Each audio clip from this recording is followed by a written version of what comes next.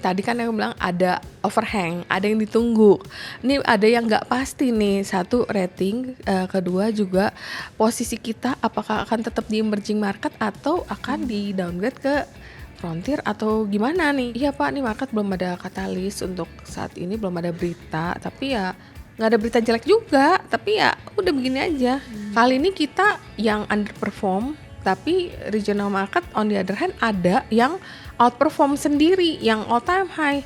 Nah, tapi kita 6 bulan berturut-turut merah gitu. Jadi agak spesial kali ini. Setiap krisis itu kan pasti ada peluang. Nah, peluang ini yang akan muncul nantinya. Tapi kan karena sekarang kita masih nunggu, tapi nanti kalau udah naik nih kita akan tahu gitu kemarin gue beli tuh saham nih, gue udah kaya nih banker. Kebetulan kalau kita lihat track record berapa IPO terakhir kan lumayan kasih profitnya lumayan bagus, walaupun dapetnya dikit-dikit banget sih.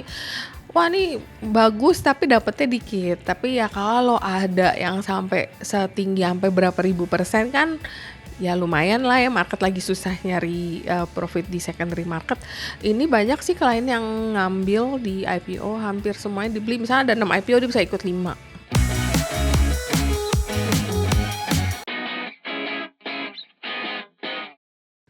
Hai, Cuanomics di sini. Apa kabarnya di sana? Kalau kabarnya Bursa Indonesia, kayaknya nih kita masih terus menanti ya sentimen positif yang ada di Bursa Indonesia biar semakin bergairah lagi. Terus kira-kira kapan dong sentimen positifnya ini ada? Yuk langsung aja kita ngobrol-ngobrol dengan salah satu narasumber saya pada hari ini, yaitu ada Cirita Effendi, yaitu investment consultant dan juga senior equity sales. Thank you Cirita udah hadir bersama kita di sini. Gimana? Apakah seru-seruan ya? Iya. Gimana Cirita kabarnya? Kabarnya sih, baik sih hari ini karena hijau marketnya. Oh gitu. Jadi masih ada sentimen positif kah kira-kira nanti beberapa minggu ke depan atau gimana menurut Cirita? Mungkin sentimen positif kita masih nunggu karena kan terakhir ada stimulus yang diberikan oleh pemerintah. Terus kalau kita lihat kan secara historical bulan Juli itu 10 tahun berturut-turut selalu hijau. Dan kita berharap Juni kemarin udah merah 6 bulan berturut-turut dari Januari sampai Juni cukup lah ya jadi merahnya. Mudah-mudahan Juli ini ya kita harapkan seperti sebelumnya juga terus bisa membukakan hijau nih marketnya.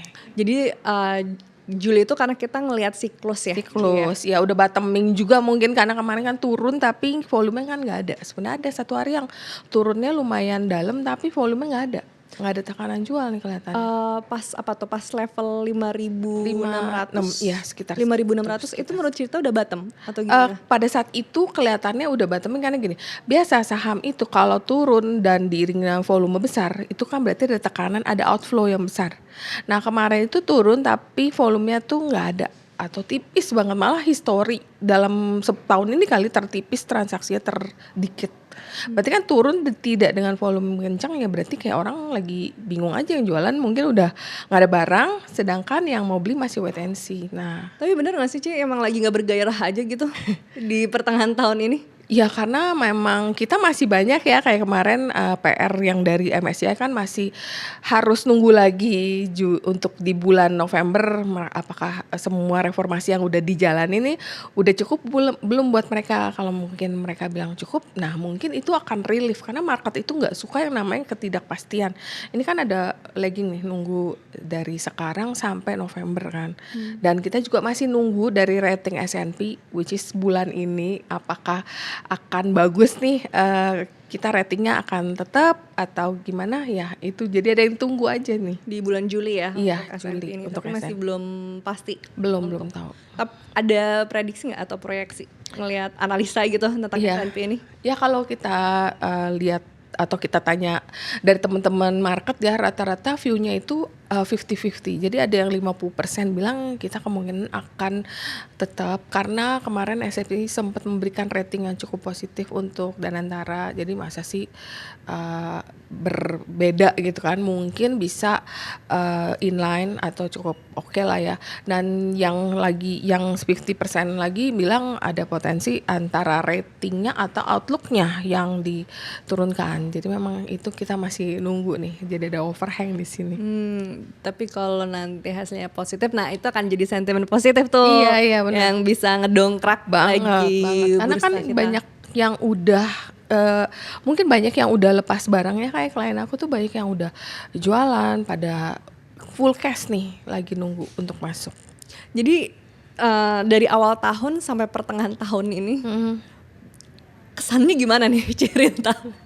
Apa yang sedang kita alami nih di bursa Indonesia ini? Ya emang agak ini sih jadi gini, waktu Januari awal kan kita lagi kaya-kayanya kan, kita indeks kita lagi all time high, kita juga portonya lagi tebel-tebelnya, cuman memang ya abis itu 27 Januari semuanya berubah, tapi ya udahlah memang harus dijalanin.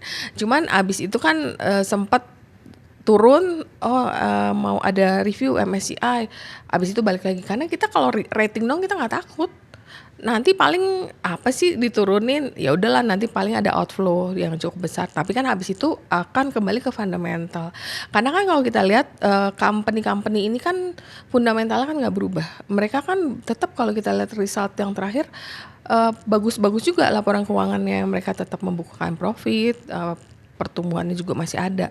Jadi dan kalau kita lihat sekarang ini boleh dibilang majority company udah pada murah kali, 90% murah-murah loh. Jadi ya lebih karena mungkin ada overhang sama sentimen, dan ya mungkin ada ketidakpercayaan dari asing yang membuat outflow, itu yang bikin marketnya masih kayak kok turun lagi gitu ya, karena asing masih ada yang jualan sih. Dan ini outflow yang terbesar nggak sih? Atau Ya. gimana? Kalau dibandingin dulu tuh kita sempat krisis berarti COVID ya? Iya benar, yang terakhir COVID. Tapi kan COVID itu kayak aku bilang, ini kayak klien kan nanya, ini udah bottom belum? Udah bottom belum? Nah pada saat ini aku belum ngelihat ini bottoming, karena belum ada strong indication gitu. Kayak misalnya kalau kita lihat currency kita masih bertengger 18.000 kan, belum ada penguatan lebih lanjut, walaupun dengan berhentinya perang sejenak dan oil udah turun ke 70, itu udah lumayan kayak meringankan APBN sih. Tapi kemudian apa sih yang bikin market ini bisa naik lebih lanjut? Nah tapi market itu memang nggak ada yang tahu sih. Kalau kita lihat sekarang sih belum kelihatan bottomnya, tapi kalau kita banding COVID, waktu COVID kita bisa ngelihat itu turunnya semua, dan sekarang turunnya cuman kita doang nih yang paling underperform dibanding negara lain kan. Sedangkan kalau kita lihat kayak Korea, Jepang, itu banyak yang malah mencapai all time high gitu kan, satu anomali. Tapi memang semua itu bisa dijelaskan sih memang karena sekarang yang terakhir rally ini lebih dipicu oleh sektor AI kan. Dan kita kan lebih banyak masih all ekonomi, ya banking, komoditi, properti yang kayak gitu kan, belum banyak sektor teknologi semacam AI yang bisa bikin asing itu masuk gitu kan. Jadi ya memang kita masih up and down, market masih volatile dan masih banyak yang ditunggu. Jadi memang masih ada overhang sih di sini. Jadi sebenarnya asing itu lagi punya ketertarikan pada suatu sektor. Benar. Tapi kita masih belum bisa ada menawarkan itu gitu. Iya benar. Jadi asing tuh sekarang lagi banyak ke arah mana sih berarti dana mereka? Dana mereka banyak masuk kalau kita lihat ke KOSPI, ke Korea, terus ke Jepang, Taiwan yang memang memprodusen microchip dan yang relate banget dengan sektor AI itu. Karena memang kalau kita lihat di Dow atau di Nasdaq kan juga yang rilis sekarang juga saham-saham yang relate banget sama AI itu. Gitu. Teknologi gitu ya. Benar teknologi. Dan itu berarti benar nih kalau misalnya bursa kita itu yang Indonesia lagi terburuk saat ini. Ya. Kalau kita baca di media kemarin, kita salah satu yang kinerjanya paling jelek, paling underperform. Aduh sedih banget deh. Padahal kalau kita lihat sih nggak ada hubungan dengan kinerja company ya, karena rata-rata kan tadi aku bilang masih profitnya masih bagus, pertumbuhan masih ada dan murah-murah sih. Lebih kalau aku lihat sih lebih kayak sentimen aja sih, sentimen pasar sama confidence yang belum balik dari asing. Sentimen ini tuh dipengaruhi oleh faktor utamanya itu apa sih? Lebih ke globalnya kah atau domestik kita kah? Lebih ke domestik kita sih, mungkin dari fiskal, dari monetary policy, terus mungkin kan banyak kayak ada keputusan baru yang belum ada cukup detail, seperti kemarin kan ada pembentukan badan baru untuk ekspor kan satu pintu. tapi kan detailnya itu belum ada. Nah itu membuat panik dulu kan, market itu kan selalu bereaksi terhadap satu berita baru yang which is mereka nggak suka. Berarti kalau belum ada detail, ada ketidakpastian nih di sini.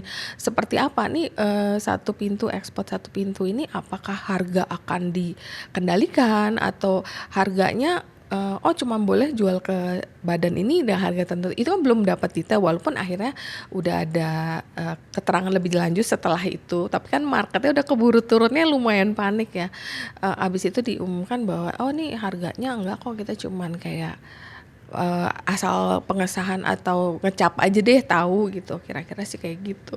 Cuman kan sebenarnya secara follow up-nya udah ada lagi kan penjelasan-penjelasan benar. dari pemerintah gitu. Terus memastikan juga nggak ada defisit gitu ya. Benar. Apakah itu tidak memberikan sentimen positif gitu? Maksudnya tidak memberikan kabar baik gitu untuk asing, atau apalagi sih yang sebenarnya asing ini? Itu mereka masih nunggu rating agency yang S&P nih. Jadi kalau mungkin rating itu nanti ternyata surprisingly memberikan rating yang di luar dugaan orang nih, kan aku bilang 50% kan prediksi kayaknya akan ngikutin temen-temennya yang Moody's, yang Fitch itu kan menurunkan. Tapi ternyata S&P misalnya nih kasih surprise, dia kagak mengubah outlook atau tidak mengubah rating, itu terbang sih market sih. Terbang sih. Memang kita kalau market ini nggak bisa kita prediksi. Misalnya hari ini kelihatan suram banget, negatif banget, kita performa paling jelek, ya anything can happen. Apa satu news itu bisa merubah semuanya. Itu makanya aku bilang sih tetap buat teman-teman yang masih kayak aduh aku mau pindah ke stock market lain yang lagi rally, aku bilang sih jangan, karena ini murah sih, Indonesia itu lagi murah, emang lagi kita lagi tunggu kapan bottomingnya atau kapan ada big news yang bisa merubah semuanya sih, itu bisa ini sih rally lumayan jauh. Kira-kira big newsnya apa ya? Tadi ya mungkin S&P. Mungkin ya regulasi atau apakah nanti akan ada insentif stimulus gitu ya, kita belum tahu sih. Yang pasti kita biasa mantaunya kalau aku dari currency-nya dulu, mata uangnya dulu. Kalau mata uangnya udah mulai menguat, nah biasanya itu good indication untuk. Nah kalau ngomongin mata uang, ini kita udah berminggu-minggu ya, kayak mata uangnya turun. Apa jangan-jangan ini normalnya jadi segini ya kita ya? Harusnya enggak kan, menurut Pak Purbaya kan juga sebenarnya kita under value sebenarnya. Harusnya mungkin aku rasa 16.000 kali ya harusnya ya, sekarang kan 18.000, gila kayak lumayan lemah sih dibanding mata uang lain yang even nama ringgit Malaysia aja ternyata yang kemarin kayak santai lemot-lemot gitu, aku kan sempet beli kan, terus beli nggak naik-naik nih mata uang nih, pelan udah aku pakai aja belanja di sana buat berobat lah apalah, ternyata tiba-tiba udah 4.000 lebih, ya kaget juga sih. Jadi bukan hanya lemah terhadap dolar Amerika Serikat, tapi juga lemah terhadap beberapa mata uang even terhadap lainnya, Turki kan? loh, Turki lira aja kita weakening loh. Dan itu juga faktor kepercayaan nih. Iya. Yang kelihatannya lebih karena trust ya. Biasalah karena ya mungkin policy kan banyak yang berubah karena ada perubahan pemerintahan, itu sangat wajar sih. Jadi ya ada perubahan, mungkin asingnya masih ngelihat wah ini banyak yang berubah, mungkin mereka masih wait and see. Wajar sih. Jadi sebenarnya tuh sekarang asing itu lebih banyak yang wait and see ke market kita gitu ya. Banyak ke yang bursa Indonesia ini.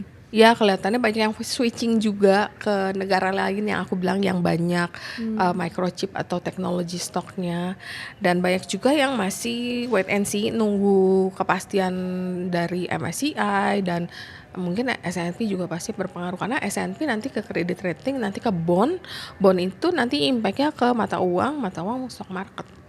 Iya, soalnya tuh outflow-nya tuh kita banyak banget kan, sampai 8 triliun apa sih, ya. Triliunan itulah. Iya. Dan itu yang terbesar gitu ya. Terbesar. Makanya turunnya itu kan konstan gitu kan, nggak boleh dibilang jarang sekali ada rebound yang benar-benar kencang dan stabil. Nih naiknya kayak dead cat bounce doang. Terus gimana nih retail domestik? Kalau tadi kan disebut kapan nih bottomnya, Iya. tapi gimana nih kepanikan mereka saat ini?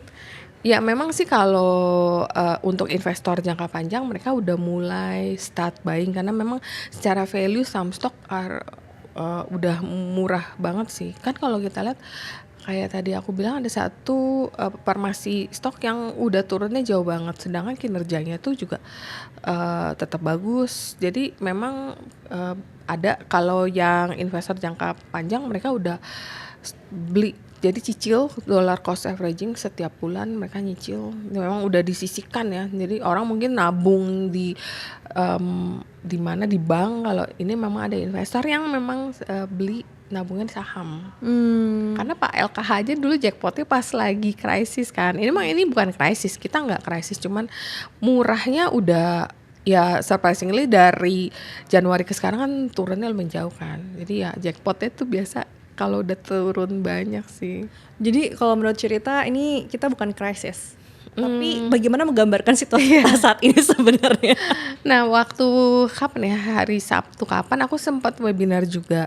Indonesia tuh nggak bisa dibilang krisis karena kan kita kalau kita lihat data-data memang ada kemunduran, tapi masih oke kok, masih inline.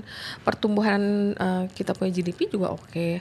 Terus company-company juga membukukan pendapatan juga masih oke. Cuman memang stock marketnya itu boleh dibilang krisis di stock marketnya. Lebih karena krisis mungkin kepercayaan dari asing. Makanya translate tuh mereka jualan constantly big cap, terutama banking sector yang the biggest market cap yang mereka reduce terus kan. Itu lebih ke sana sih, lebih ke stock marketnya yang mengalami krisis net sell kali ya dibilangnya. Jadi kalau menggambarkan kita berarti krisis net sell nih ya untuk stock marketnya. Iya, dari asingnya saat ini ya yang sedang terjadi.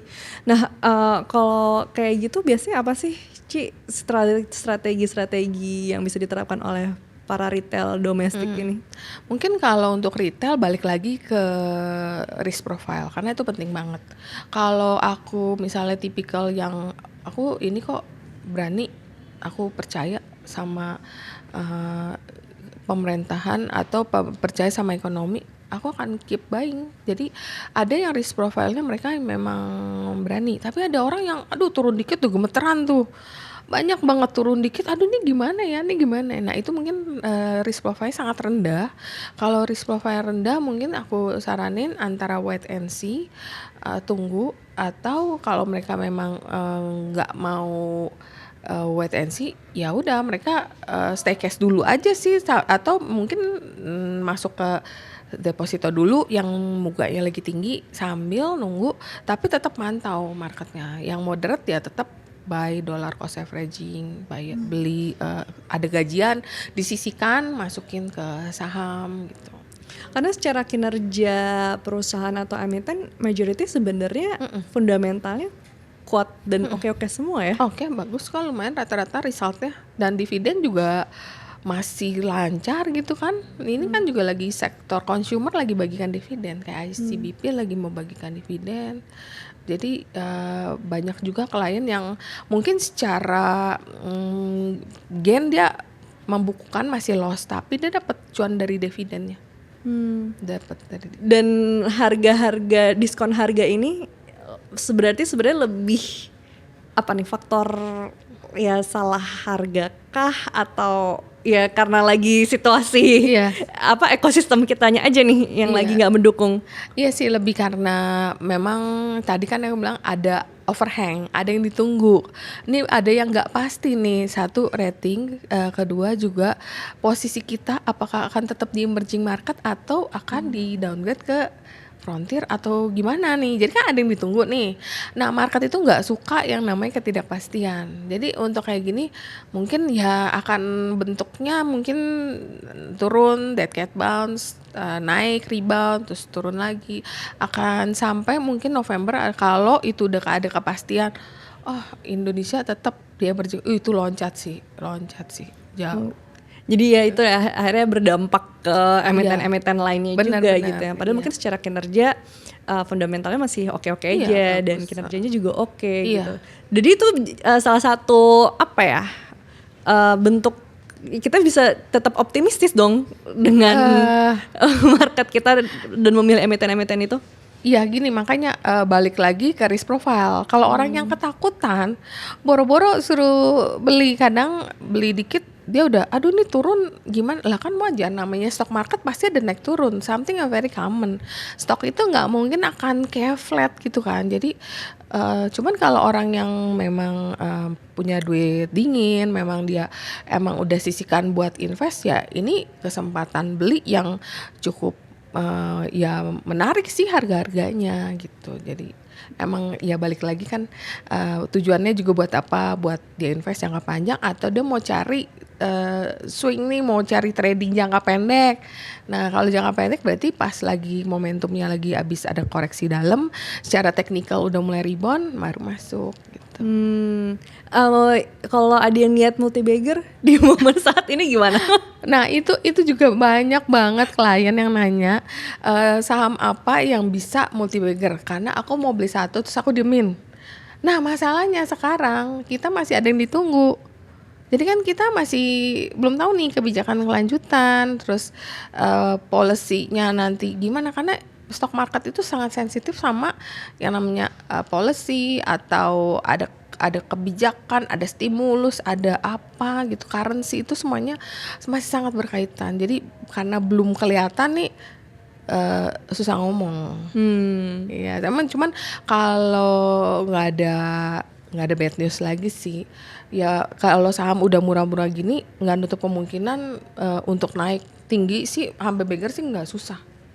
Ya, ya sekarang emang situasinya tuh ngambang aja sih. Iya, Dibilang ada bad news, ya alhamdulillah puji Tuhan Iya, lagi iya. udah nggak ada ya, udah Nggak selesai ada. ya gitu ya. Iya lagi nggak Gitu. ada. Cuman emang yang dinanti ini adalah good newsnya gitu Benar-benar. kan. Yang Apa yang gong men-trigger gitu.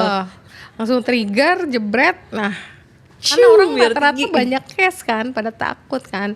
Jadi banyak yang pegang cash ya. Sebagian sih memang kalau klien aku yang percaya banget dan memang risk profile tinggi, dia beli terus, orang murah.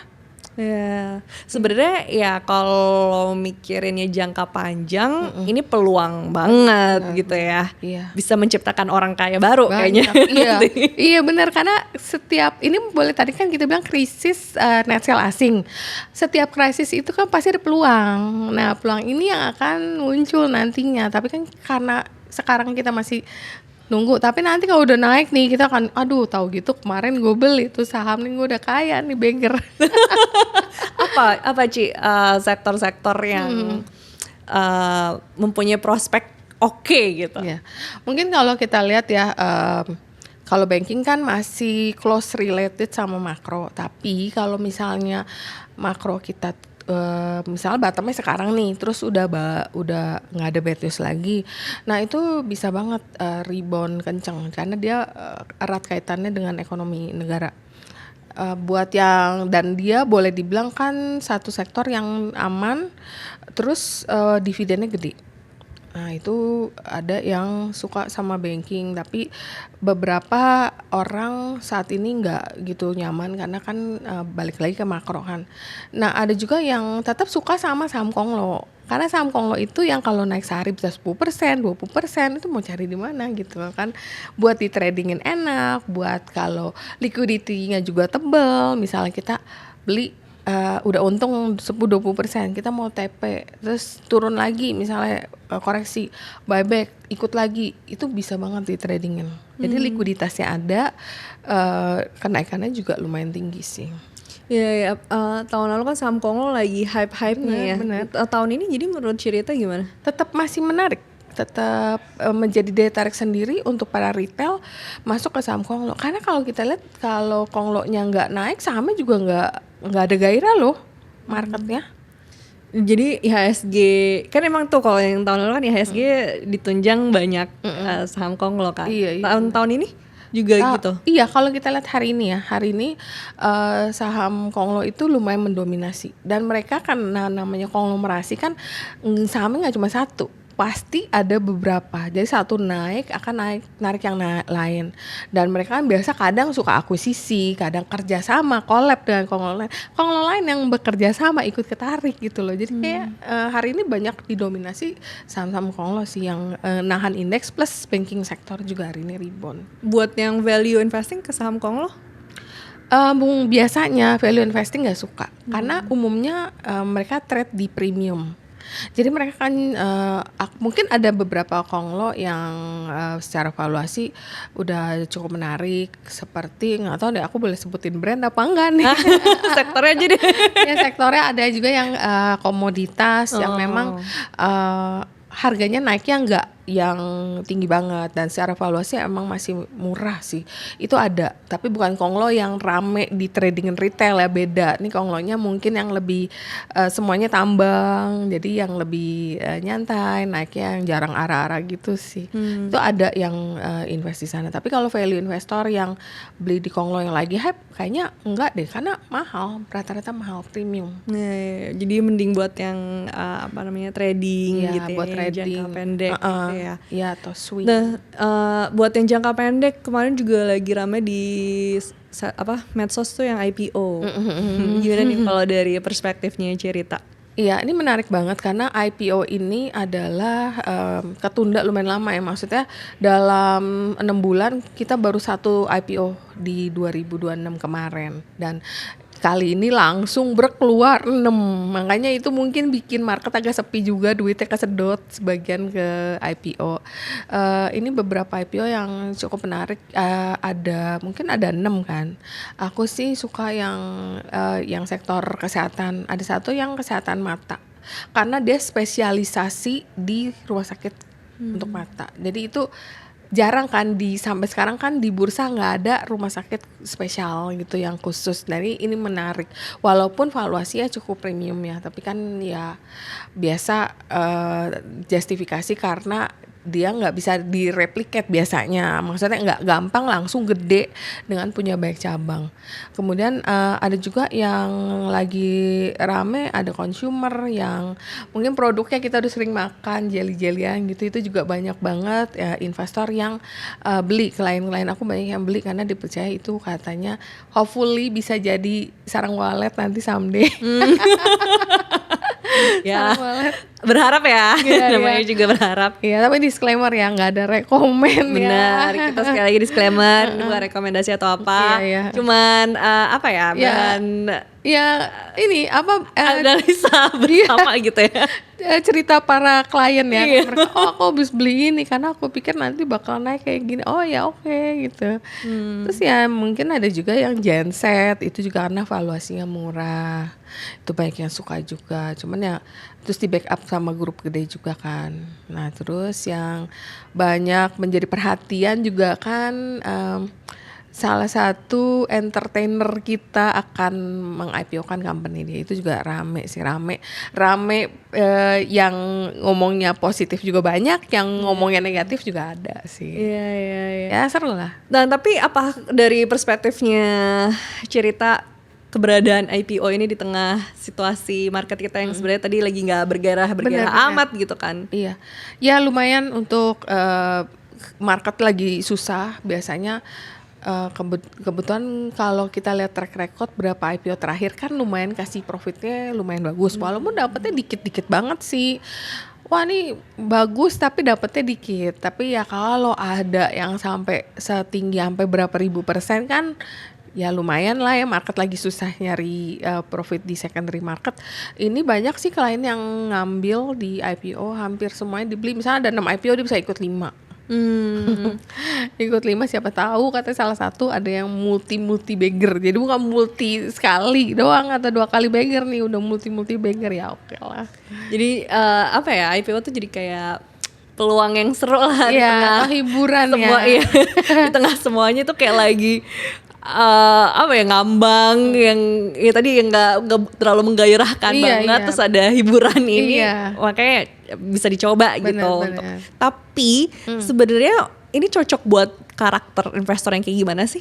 Oh, IPO ini? kalau IPO sih hampir semua investor aku bilang sih cocok aja. Karena kan kalau ada yang mau long term, kalau dia dapatnya barang lumayan naiknya kencang kan juga dia bisa disimpan untuk jangka panjang. Kayak misalnya kita lihat beberapa IPO juga sampai sekarang kinerjanya masih cukup naiknya masih banyak ya. Saham Konglo yang tahun lalu IPO walaupun terkoreksi udah cukup banyak, tapi dari harga IPO-nya sampai sekarang pun masih cukup tinggi naiknya. Tapi kalau misalnya yang short term, klien yang mau main jangka pendek, mungkin 1-2 kali ARA dia udah profit taking. Jadi hampir semua lapisan investor dengan risk profile apa sih cocok aja sih. Apa yang harus diperhatikan nih saat memilih saham IPO? Nah, biasa yang aku suka saranin, biasa kamu lihat dulu nih beli IPO uangnya ini buat apa. Itu umumnya. Biasanya aku nggak gitu suka kalau yang dia buat bayar utang. Tapi surprisingly kali ini 6-6-nya ada bayar utangnya. Ya udahlah berarti nggak apa-apa. Berarti kan kita kalau bisa sih ya dalam keadaan normal atau dalam keadaan 1-2 IPO kita lihat dulu penggunaan dana IPO-nya. Kalau untuk ekspansi, untuk akuisisi itu biasanya bagus sih, karena kan dia akan membesar atau ya akan melakukan perluasan usaha kan. Tapi kalau bayar utang biasanya aku kurang gitu suka. Berarti kan ini duit masyarakat lo beli buat bayar utang lo gitu kan. Tapi ya sekarang kan yang 6-6-nya aku bilang ada bayar utang walaupun enggak semua untuk pembayaran utang gede, ada yang utang cuman kecil dilunasin, terus sisanya buat ekspansi. Tapi umumnya itu. Terus sama lihat valuasinya murah apa enggak. Kalau misalnya agak premium, ya udah berarti aku belinya enggak terlalu banyak. Tapi kalau ini valuasinya murah nih, single digit PE compare to peers misalnya dengan teman-teman yang sejenis di sektor sama, ini murah banget. Berarti kita boleh beli agak banyak. Biasanya akan naik setelah IPO. Kayak dulu tuh ada satu sektor saham tambang ya, yang waktu IPO tuh murah banget sih. Memang dapetnya susah, tapi naiknya gila sampai berkali-kali lipat karena memang valuasinya waktu dijual tuh murah. Biasanya gitu.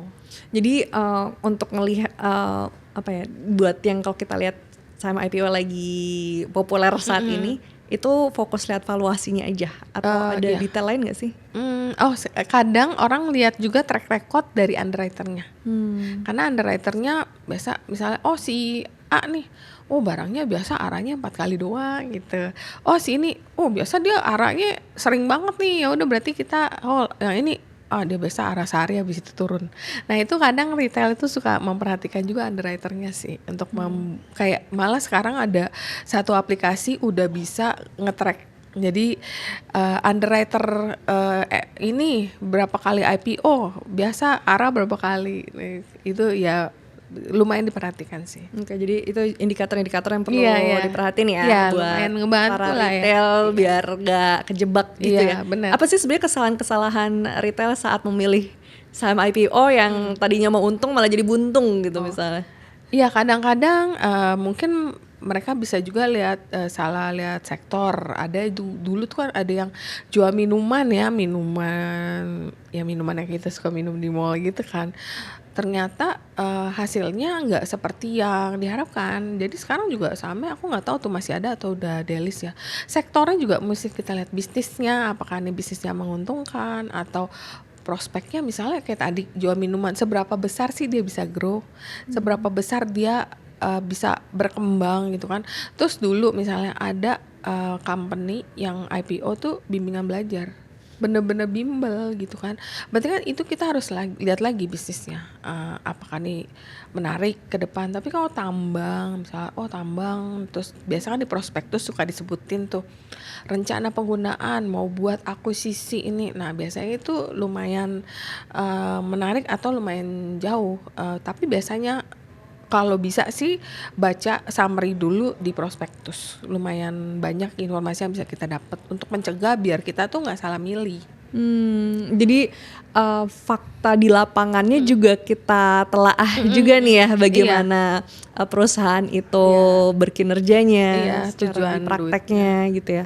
Tujuan duitnya juga Untuk gitu. apa? Itu kan kelihatan semuanya sebenarnya. Kalau yang benar ya, kalau yang benar tuh mereka udah sebutin di awal, sampai rencana pembagian dividen pun mereka udah sebutin. Ada beberapa yang udah mention, oh nanti aku mau bagi 50%, rencana dijanjiin segitu.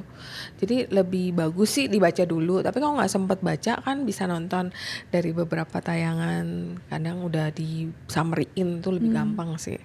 Jadi itu beberapa cara untuk biar kita terhindar dari ini ya, apa namanya, salah IPO. beli.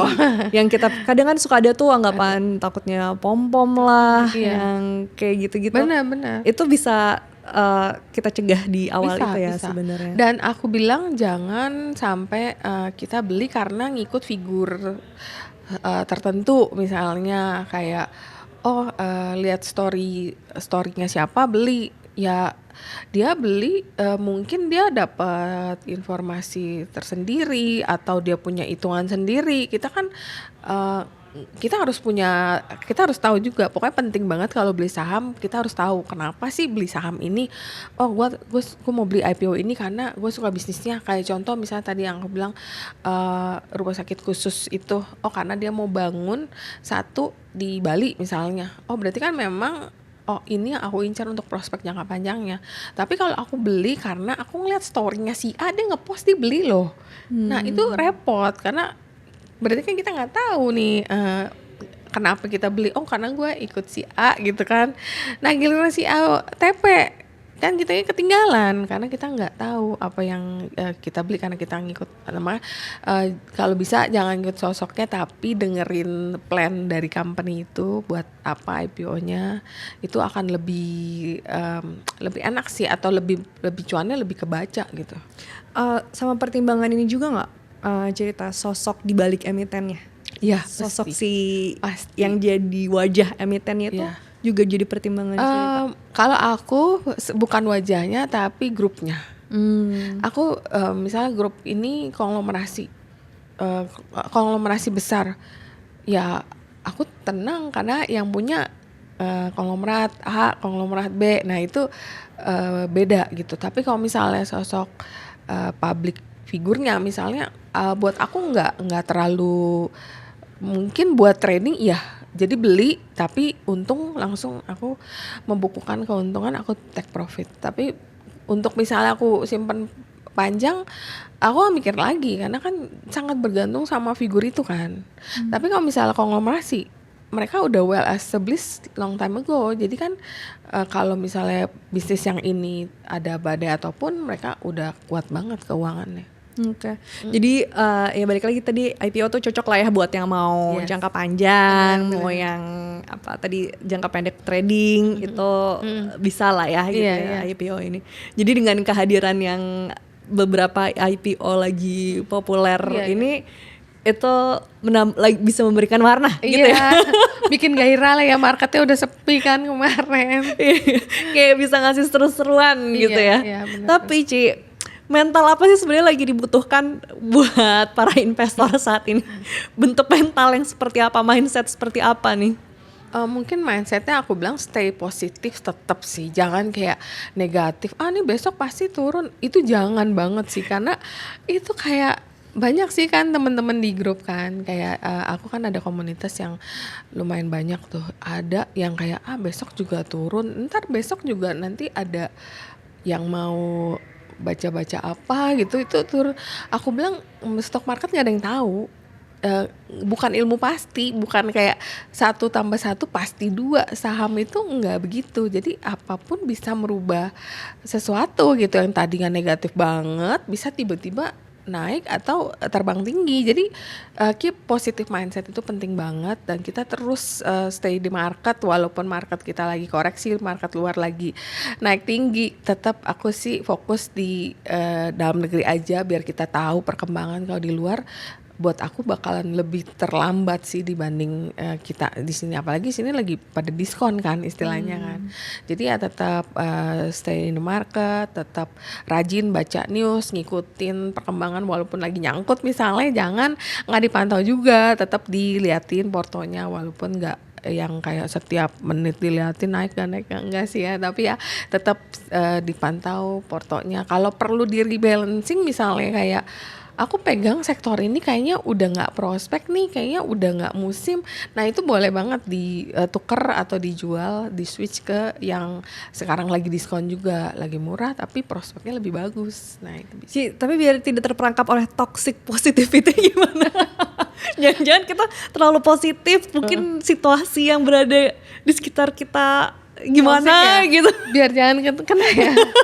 Kita tetap menjaga tetap realistis juga gitu kali ya, apa yang dengan Iya sih. situasi yang ada atau gimana? Tetap realistis tapi juga tetap ya ini sih kayak akal sehat nih, make sense gak sih kayak Iya, iya, kayak iya. misalnya ngomong ini kayak nggak mungkin deh, kayak nggak mungkin, ya udahlah yang penting tetap kita filter ulang lagi aja ya. Terus kalau masa udah terlalu toksik ya udahlah, biasa aku cuma buat ketawa-ketahuan aja sih. Tapi iyalah kita harus positive thinking Iya, dengan iya, market iya. kita, Benar. karena siapa lagi yang akan meramaikan bursa Iya. kita kalau bukan kita ya kan? Iya, dan siapa lagi yang menguatkan diri kita kalau bukan diri kita sendiri. Nah, tapi tadi ngomongin nyangkut-nyangkut, gimana tuh yang nasib nyangkut-nyangkut nih, Ci? Bagaimana mempertimbangkan saatnya kita tetap bertahan atau cut loss di situasi saat ini? Nah, kalau udah terlalu dalam biasanya aku udah saranin Kak. Tapi gini, misalnya contoh ya, aku beli saham perbankan ya. Udah terlalu dalam nih, sekarang udah setengahnya misalnya. Ya kalau di-cut dapatnya nggak seberapa, tapi kalau misalnya toh dividennya masih rutin, company-nya juga masih ada dan masih terus bertumbuh, resultnya mungkin masih oke, ada turun mungkin tapi masih bagus, ya udah hold aja. Tapi kalau emang prospeknya udah, kan kadang sektor itu kan selalu berrotasi ya. Kadang-kadang lagi musimnya, trennya dulu waktu Covid mungkin di kita teknologi yang kayak semua yang aplikasi lah, itu kan musimnya mungkin udah lewat. Nah itu kalau misal pegang itu terus kayaknya company-nya belum ada perbaikan, ya kalau ada ketemu sama harga mirip boleh di switching. Mungkin lebih ke switching kali ya. Kalau di cut loss soalnya kalau udah terlalu dalam itu kan jadi realize loss ya. Kan untuk mencari loss segitu gede kalau belum ketemu penggantinya yang multi bagger susah loh untuk ngebalikin portonya. Ya. Jadi lihat lagi tadi tuh ya, sudah seberapa dalam Iya, dan sudah seberapa jauh gitu ya Iya. jatuhnya yang di emiten Terus itu. kadang-kadang ada tipikal klien yang kayak gini, gue nggak mau tahu, pokoknya udah dalam pun gue mau tenang, gue mau cut dulu. Ya udah, biar dia stay cash dulu, mungkin udah tenang. Karena kalau kita invest tapi kita kayak deg-degan setiap buka porto, kayak gemeteran nih porto, gimana nih tambah dalam nggak minusnya. Kalau nggak nyaman itu agak susah sih, karena kan berarti kita udah nggak pede kan. Kalau udah kayak gitu ya udah nggak apa-apa, mau cut loss cash nanti, tapi tetap stay in the market, tetap harus dibeliin balik saham. Kalau nggak mau pakai misalnya ngebalikin pakai deposito, ya nggak ngejar gitu loh, pasti ketinggalannya jauh. Loss yang udah dibukukan nggak akan bisa dikejar dengan sesuatu yang low risk gitu, low risk low return. Jadi harus tetap balik di saham juga. Ya majority kayaknya lagi banyak, kalau nggak tahu ya, kalau dari klien-kliennya cerita lagi banyak yang nggak tenang nggak sih hidupnya? Iya, ada banyak banget. Kayak klien aku tuh telepon kayak gini, ini gimana ya hari ini market ya? Aduh gimana ya, padahal aku udah ngomong sih sebenarnya, udah tak ceritain loh dari kemarin. Iya Pak, nih market belum ada katalis untuk saat ini, belum ada berita, tapi ya nggak ada berita jelek juga, tapi ya udah begini aja. Ya mungkin karena dia resah kali ya, karena memang kan hari ini misal tiba-tiba hijau, ternyata dia belum belanja, atau kemarin pas lagi beli lagi gendut-gendutnya, posisinya lagi mentok margin semua, tapi ternyata ada keluar berita jelek, atau tiba-tiba saham perbankannya dijualin asing kan turunnya lumayan jauh kan. Ya, jadi intinya buat teman-teman di luar sana yang juga lagi resah, itu Iya, tidak sendiri ya. iya, semua. Resah, uring-uringan, kayak aduh kok rasanya nggak bergairah ya gitu ya. Itu emang gitu ya Iya, sekarang terus kita banyak semua. banget yang pengen, aduh aku rugi dalam loh, aku rugi itu banyak banget 50% lebih. Come on, semua orang pada saat ini mau dari posisi paling top, posisi konglo, posisi owner, posisi retail, semua lagi posisi loss. Karena semuanya turun tanpa kita duga kan, nggak unpredictable gitu. Kalau misalnya kayak COVID, kita masih bisa prediksi loh. COVID udah masuk ke China, China udah sampai ke Jepang, udah sampai Singapura, bentar lagi Indo, itu kita masih bisa prediksi loh. Ini kan nggak ada angin, nggak ada hujan, tiba-tiba kita dipanis, mau diturunin ratingnya, statusnya dari emerging market ke frontier. Udah selesai itu, besoknya ada lagi bad news lagi. Abis itu rating ini kayak nggak selesai-selesai sih. Jadi karena ya you are not alone, semuanya lagi posisi yang sama ya. Tapi kita berharap semuanya akan cepat selesai dan bisa rebound dan bisa cuan lagi. Iya, itulah harapan dan doa kita bersama semua ya gitu.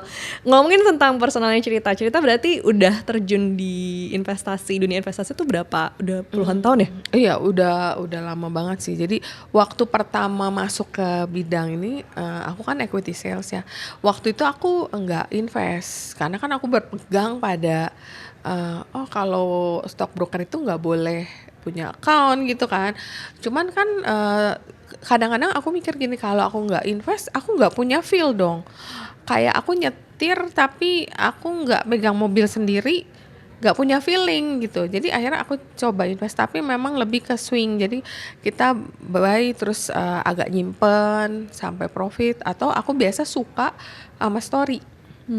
Jadi aku beli ini, ceritanya nanti dia akan akuisisi. Habis akuisisi dia mau stock split misalnya. Jadi baik cerita-cerita yang kita tunggu tahapan-tahapannya. Nah itu yang aku suka, karena itu yang biasa story itu yang bisa kasih kita multi bagger.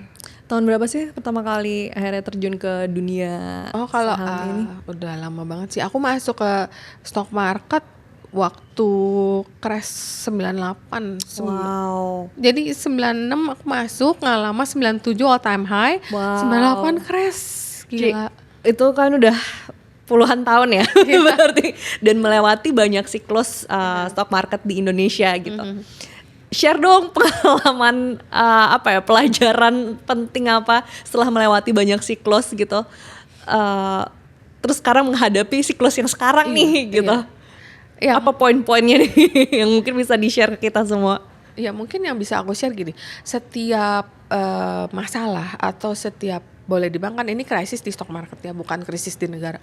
Setiap krisis itu beda-beda. Jadi kayak 98 dimulai dari mata uang. Kan kita di pack ya 2000, tiba-tiba meledak, akhirnya kita udah gak bisa hold 16.000. Stock marketnya langsung crash, jebol, turun dalam, tapi waktu itu belum banyak saham yang listed. Itu beda cerita. Dan waktu krisis yang subprime mortgage itu beda cerita. Pada saat itu margin lagi tinggi-tingginya. Jadi wah, itu yang kena margin di grup, salah satu grup yang waktu itu dari sahamnya 50 jadi 8.500. Terus tiba-tiba ada kasus subprime mortgage. Jadi memang setiap krisis itu beda-beda. Yang penting kalau ada kondisi yang luar biasa seperti itu, jangan pernah gunakan margin sih.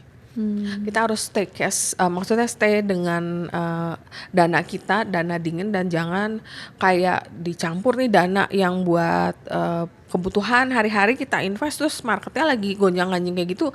Enggak sih, itu pasti akan bikin kamu rugi. Jadi lebih baik memang udah dipisahin dan memang udah siap untuk investasi ya. Kalau udah kayak gitu udah jangka panjang. Jadi yang penting company-nya company bagus gitu, maksudnya kita bisa lihat dia terus berkembang, masih eksis, bukan company yang kayaknya hari ini ada nih, kemarin kok udah nggak kelihatan dagangannya. Nah jangan kayak gitu, kalau kayak gitu udah mesti di-cut sih. Dan setelah melewati beberapa kali siklus ya, kan beberapa kali stock market kita juga ada momen crash lah ya, yang bukan pasti kali ini doang gitu. Ada rasa kemiripan nggak crash yang sekarang ini dengan beberapa waktu yang lalu, atau menurut cerita emang ini case-nya spesial aja udah gitu, nggak ada mirip-miripnya main dulu-dulu? Iya, kayaknya yang aku bilang yang kali ini beda sih, dan yang tadi aku bilang unpredictable, dan kayaknya kalau dulu kan crash banyak banget berbarengan dengan regional market rata-rata turun. Kali ini kita yang underperform Tapi regional market on the other hand ada yang outperform sendiri, yang all time high. Nah, tapi kita 6 bulan berturut-turut merah gitu. Jadi agak spesial kali ini. Wow, jadi ini case-nya spesial ini. Ini cerita Spesial. belum pernah mengalami case yang kayak gini nih ya pokoknya. Iya. Maka ada yang bilang, wah ini sama nih kayak tahun 2008 misalnya. Enggak, ini beda. Itu kita masih bisa turun, terus kena margin call, klien-klien banyak yang bad debt, tapi abis itu dia normalize, pelan-pelan dia ada waktunya dia recovery. Kalau ini kan kita hampir boleh dibilang setiap bulan dikasih surprise ya, terutama dari asing, yang kayak kasih rating lah, kita mesti nunggu review dari status kita di market, apakah kita akan terus di emerging market, padahal kita di emerging market ini udah dari 30 tahun, dari 89, 86. Terus yang kemarin dikasih review kan kasih catatan khusus tuh yang tanggal berapa ya, belasan Juli itu, kita katanya dikomplain bahasa kurang informasi dan bahasa Inggris. Iya. Selama 30 tahun ini kemana aja? Kenapa dari dulu nggak pernah dikomplain gitu kan? Dan kalau dari catatan itu kita lihat, kita tuh lebih baik daripada China dan Korea. Tapi kenapa kayak kita kasih, oh ya nanti kalau nggak diperbaikin November ke Frontier ya, gitu kan? Kayak catatannya tuh nggak enak banget kan? Padahal kayaknya kalau dilihat rapot ya, kayaknya rapotnya bagus nih, banyak yang plus, tapi kok nggak, kurang dapat apresiasi gitu. Ya, kenapa ya Ci? Nah, Kenapa ya? itu. Kok bisa ya Ci? Nah itu makanya agak bingung nih kalau mungkin orang bilang apa ini ya, apa ada sentimen atau ada yang mereka belum nyaman sama stock market kita. Itu kita susah kita prediksi dan kita ini sih. Dan dari point of view praktisi gitu ya, ngelihat pihak regulator merespon bagaimana situasi saat ini Bagus sebenarnya sih, gimana? cepet sekali. Aku bilang begitu kita dapat surat cinta itu kan 27 Januari ya, itu regulator langsung bergerak cepet sih, cepet banget kerjanya. Dan kita harus apresiasi OJK, BI, KSEI semuanya tuh langsung melakukan apa reformasi yang dibutuhkan, udah langsung dikasih. Dan udah tiap hari kan kayak kita lihat ada perkembangan kayak high concentration list itu kan juga ada update, ada yang masuk baru. Jadi aku bilang sih regulator kita bagus banget sih kerjanya. Dan sekarang under Bu Kiki harusnya bakal lebih bagus lagi ya. Kalau ibu-ibu atau cewek kan pasti lebih rapi, lebih teliti, lebih bakal banyak yang Daya apa ya, tawar apa berkomunikasinya benar, iya. ada gitu.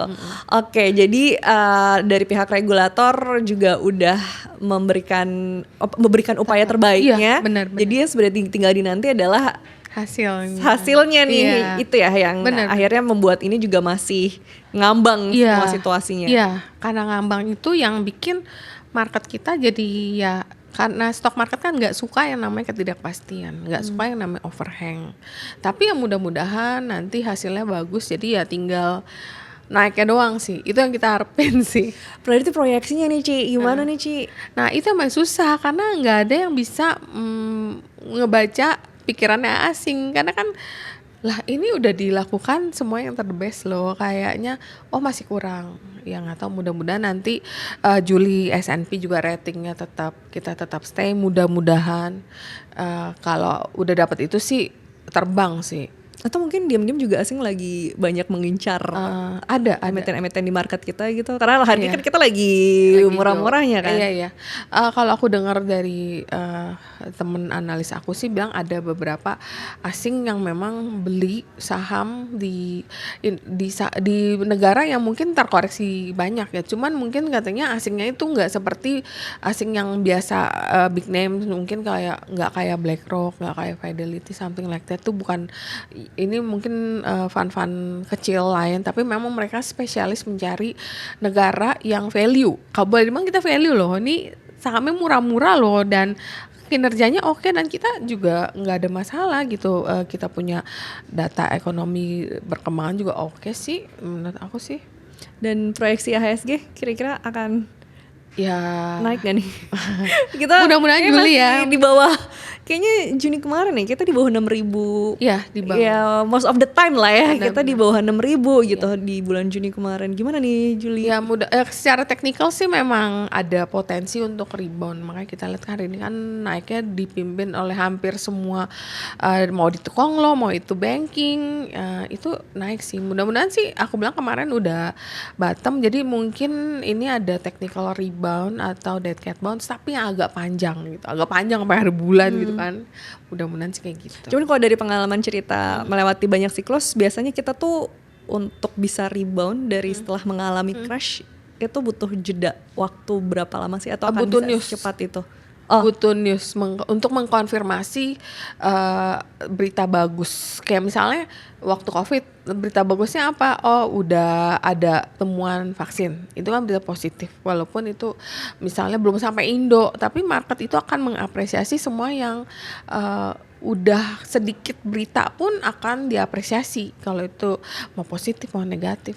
Nah, kita butuh news apa nih? Apakah dari credit rating atau apakah dari kita stay di emerging market atau apakah ada upaya dari government untuk kasih stimulus nih, kita nggak tahu sih. Jadi mudah-mudahan ada satu news yang bisa merubah semuanya yang dari negatif banget jadi positif banget.